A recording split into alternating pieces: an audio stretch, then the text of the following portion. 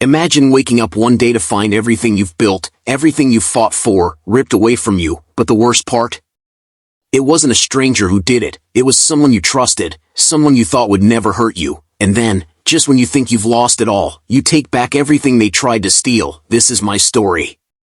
My name's Ryan, I'm 32, and I work as a project manager for a small tech startup in Charlotte, North Carolina. Most people wouldn't think much of it, but for me, it was everything. I spent long nights grinding away, making sure deadlines were met, keeping the team on track, all while keeping a small but important place in my heart for the love of my life, Emma. She was my light. We met during my first year at the company, and it felt like she walked in just to pull me out of my dull routine. Her laugh, the way she always smelled of jasmine and vanilla, the way she knew exactly how to make me smile, those things kept me going when work became unbearable. But as good as things were, there was always this nagging feeling. Emma's family never really liked me, her older brother, Thomas, especially. At first, I thought it was because I was a little too casual for their taste, but soon, I realized it was deeper than that, and I had no idea just how deep it would go. I didn't expect it. How could I? Thomas was always polite enough. He'd invite me to family events, but there was a coldness to him that I couldn't shake. When Emma passed away unexpectedly, I thought, for once, maybe I'd see a different side of him. After all, he was her brother, the guy who was supposed to care. But no! It started with the little things. First, he began questioning me about Emma's life insurance. Things like, how much did she have? Where's it all going? I told him everything was fine. We'd been talking about getting a place together before everything happened, but now, after she was gone, I didn't want to focus on that. Then it escalated. One night, I get a call from him. His voice was cold. He said, "The family's disgusted. We're moving forward with Emma's estate. And, well, you're not entitled to anything, not her house, not her savings, nothing, you're not family." The betrayal hit me harder than I could have ever imagined. All the sacrifices I'd made for Emma, the late nights, the dreams we had. Thomas didn't care. To him, I was nothing, a stranger who didn't deserve a single thing she left behind. It wasn't just the words, it was the way he said it, like it was final. I stood there, phone in hand, staring at the ceiling. I could feel my chest tightening. I had never wanted to break down in front of someone more than I wanted to in that moment. The idea that someone who was supposed to be my family, Emma's family, could treat me like this, after everything we'd been through, it was suffocating.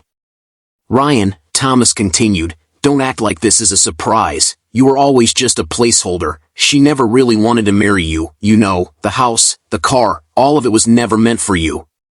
The words cut deeper than any knife. I could almost hear Emma's voice in my head, telling me everything would be okay, that we had a future together, and now, it was all slipping away.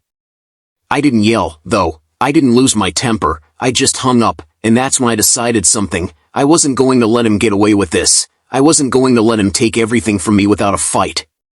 Over the next few weeks, I went into action. It wasn't about revenge. Not really. It was about proving a point, that I wasn't some outsider. Emma and I had been building a life together, and I wasn't about to let Thomas tear it all down with his arrogance. I started digging into everything, Emma's will, her investments, every bank statement, even the house deeds. I got copies of everything. I spoke to her lawyer in private. I wasn't the idiot Thomas thought I was. He underestimated me, and that was his mistake.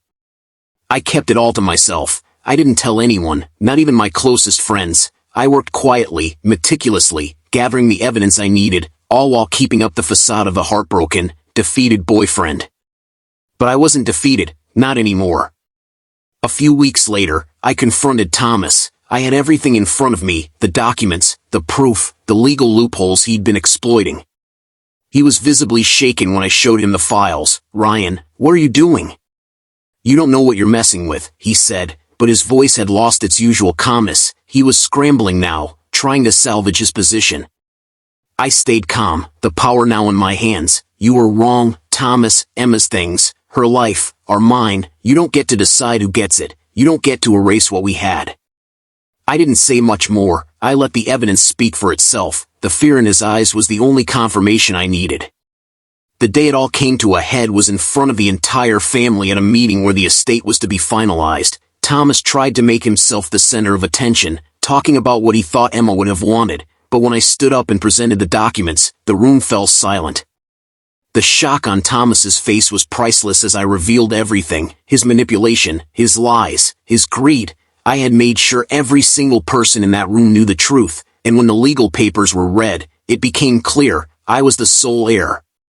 Thomas tried to argue, but his words fell flat. The family looked at him with disdain. I could almost hear the collective breath of disappointment as they realized what he'd done. In the weeks that followed, everything changed. Thomas was cut out of the will completely, and his reputation was destroyed. His financial backers pulled out of his investments, and soon enough, his business crumbled. He was no longer welcome at family gatherings, and his life spiraled into chaos. As for me, I never wanted to destroy him. I just wanted to make sure Emma's memory was honored, and I did. I found peace in knowing that I wasn't the weak person he thought I was. I didn't just get her things. I got my dignity back, and that's something no one can take away from you. Now, as I sit in the house Emma and I had started to plan our future in, I feel at peace. The soft light from the windows, the smell of fresh coffee in the air. This is where I belong. No one gets to decide your worth, not even family. If you've ever been in a situation where you've been betrayed, I want to hear your story. Drop a comment below, and if you want to hear more stories like this, make sure to subscribe and join our community. Sometimes, you have to fight for what's yours, and when you do, you realize there's nothing more empowering than reclaiming your own future.